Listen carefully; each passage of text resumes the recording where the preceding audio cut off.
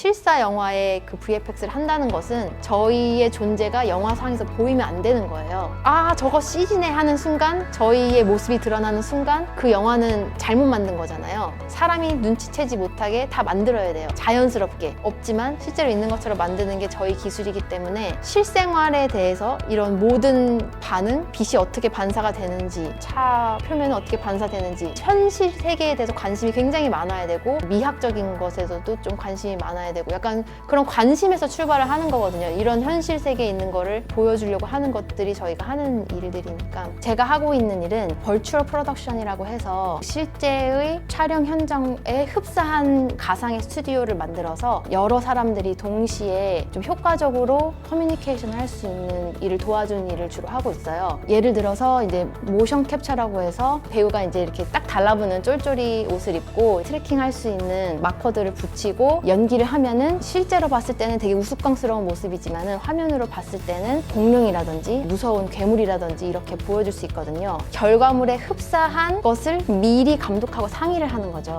배우로서도 공룡을 연기하고 있는데 실제로 나중 결과물이 어떻게 될지 모르기 때문에 본인이 최대한의 연기를 하는데 어려울 수도 있잖아요. 이런 것들이 없었을 때에는 현장에서 촬영되는 것들이 따로 진행이 되고 작업자들은 책상에서만 작업을 하기 때문에 저희가 기술적으로 이런 장면들을 실시간으로 렌더링을 한다든지 실시간으로 시각화한다든지 작업물들을 어떻게 하면은 후반 작업에 잘 넘어갈 수 있게 도와준다든지 그런 것들을 하는 기술을 개발하고 있습니다.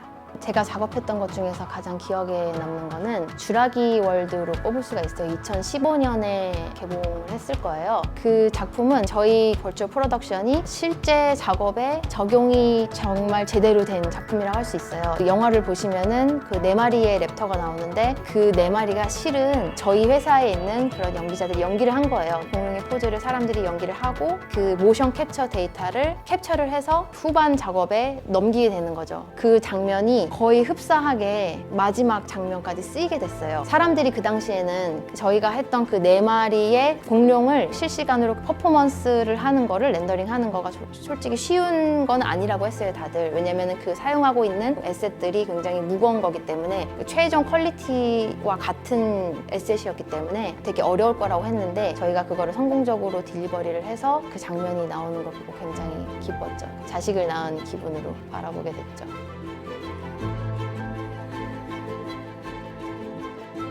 저는 인더스트리얼 라이트 앤 매직에서 R&D 엔지니어로 일하고 있는 장유진이라고 합니다. 인더스트리얼 라이트 앤 매직은 루카스 필름 안에 있는 계열사로 영화의 CG의 전반적인 것을 담당하는 회사입니다. 최초의 VFX 회사로서 그리고 시각 효과를 담당하는 회사로서 유명한 영화로는 마블 어벤져스라든지 쥬라기 공원이라든지 등등등의 특수 효과 영상이 많이 들어간 영화를 많이 만들고 있습니다. 어렸을 때부터 정말 영화를 좋아했어요. 같은 영화를 보고 또 보고 해서 대사를 외울 정도로 굉장히 좋아했었고 대학교에 진학을 하게 되면서 자연과학부에 진학을 하게 됐는데 이게 맞나 하면서 포토샵도 배워보고 웹 디자인도 해보고 홈페이지도 만들어보고 여러 가지를 해봤는데 왠지 이게 정말 내가 하고 싶은 건 아닌 것 같은 거예요. 어느 날 학교 서점에 가서 책을 이렇게 보게 됐었는데 기초 컴퓨터 그래픽스라는 책을 발견한 거예요. 이렇게 보니까 저희 학교 교수님이 쓰신 책인 거예요. 대충 읽어보니까 솔직히 무슨 말인지 하나도 몰랐어요. 한글인데도 프로그래밍 언어도 있었고 뭐 동그라미, 큐브 어떻게 하면은 사진을 막 거기다 입힐 수 있을까 막 이런 내용이었는데 그냥 그 자리에서 그 책을 사가지고 집에 가져갔어요. 제가 그 당시에 대학교 한 1, 2학년이었는데 그 수업을 들으려면은 4학년 1학기 정도가 돼야 됐더라고요. 선수 과목이 꽤 있었더라고요. 그냥 품 안에만 계속 안고 있다가 결국 듣게 됐죠. 그 수업을 들으면서 교수님이 마지막 강의하실 때 이런 말씀 하셨어요. 이제 컴퓨터 그래픽스라는 연구실에서는 이런 연구를 하고 있고 관심 있는 학생은 찾아와라. 관심이 있다. 그래서 제가 찾아갔어요, 교수님께. 그때부터 저희 학교 연구실에 나가서 대학원생들과 같이 이제 공부를 하면서 아, 내가 그동안 학부생이었을 때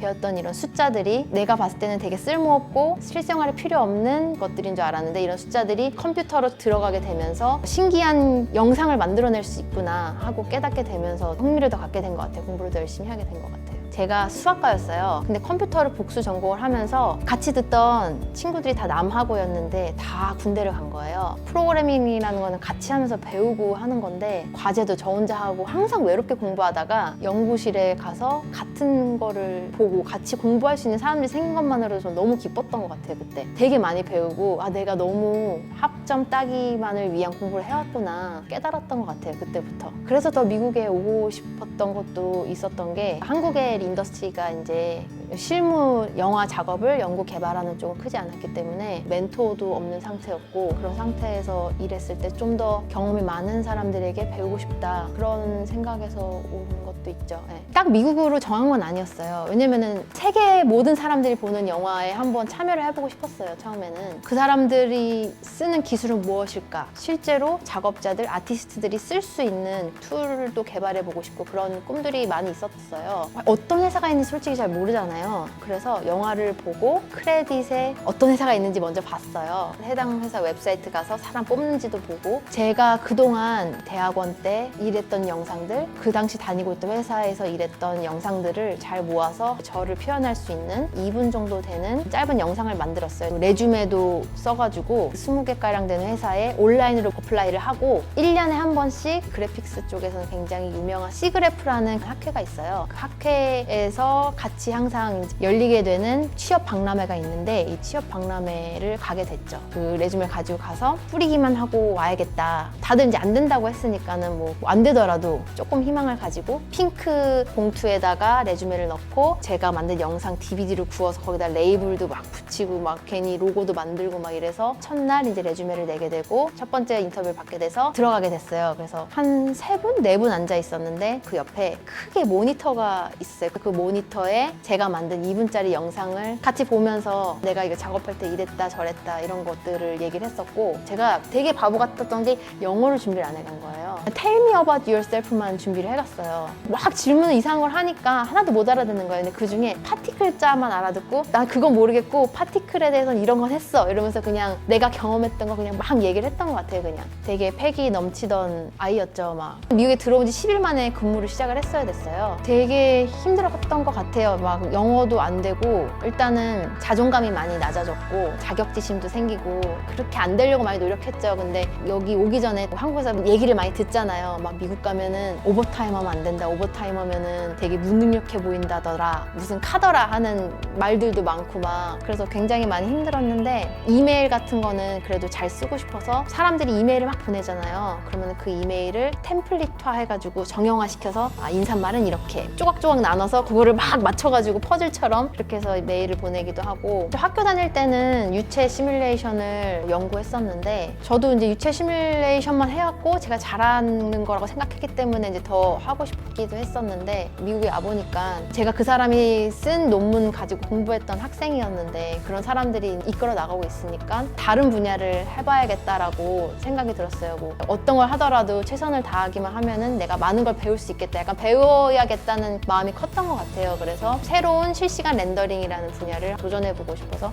하겠다고 이제 제안을 했었죠. 학교에서 배우는 게 굉장히 저는 중요하다고 생각을 해요. 기본적인 과목들. 지금 실무를 하면서 그런 것들이 계속 필요해서 배웠던 기초적인 지식을 찾아보게 돼요. 저희가 하는 일들이 다 실생활에 있는 것들을 수치적으로 표현을 하고 이런 책상이나 의자를 밀었을 때 어떻게 밀리는지는 결국 역학이잖아요. 그런 연속적인 공간에 정의된 함수를 컴퓨터 안에서 이산화된 상황으로 계산을 하는 거거든요. 이렇게 말을 들으면 되게 어렵잖아요. 근데 이것들이 내가 대학교 1학년 때, 2학년 때 배웠던 그런 내용들이 차곡차곡 쌓여가지고 결국에는 하나의 큰 성같이 되는 거예요. 행렬 변환이라든지 구의 정의라든지 이 점에서 저기까지의 거리라든지 이런 것들은 가장 효과적으로 계산을 해야 되는 거잖아요. 컴퓨터 상에서. 지금 당장 필요하지 않을지 모르더라도 어느 순간에 필요한 순간이 온다는 거죠. 저는 대학원 때 유체 시뮬레이션 공부했지만 결국에는 지금은 유체 시뮬레이션이 아닌 걸 공부하고 있잖아요. 제가 그동안 배웠던 근간이 됐던 그래픽스라는 기초 학문을 토대로 해서 새로운 것을 배우고 배우는 것을 넘어서서 더 연구하고 새로운 걸 만들 수 있는 사람이 될 수 있는 거죠. 근데 이런 게 없다면 어떻게 새로운 걸 만들겠어요? 정말 천재 아닌 이상은.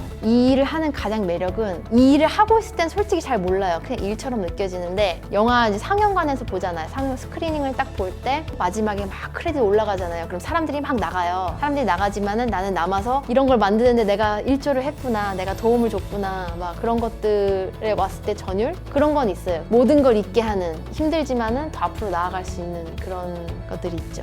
커리어적으로 어떤 걸 좋아하고 어떤 걸 잘할 수 있는지를 자신을 좀 들여다봤으면 좋겠어요. 그거를 먼저 알고 결정이 됐을 때는 남의 말에 많이 휘둘리지 않았으면 좋겠어요. 물론 다른 사람의 말을 듣는 것도 좋지만은 저도 어떻게 보면 굉장히 도전적인 사람처럼 보이지만은 저도 나름대로의 안전장치라고 해야 되나요? 조금씩의 도전을 해온 거거든요. 어떻게 보면은 제가 대학교를 다니면서 컴퓨터 그래픽스를 공부했던 게 조그마한 도전이었고 그 다음 도전이 대학원, 한국에 있는 회사, 넓은 시장에 와서 일하게 되는 거. 제가 할 수 있는 도전을 조금씩 크게 해왔던 거거든요. 그러니까 한 번에 갑자기 너무 많은 것을 이루려고 한 번에 뭔가 이렇다기보다도 조금씩 도전을 키워가면서 본인의 역량을 키워가면은 좀 더 꿈에 가까워질 수 있지 않을까.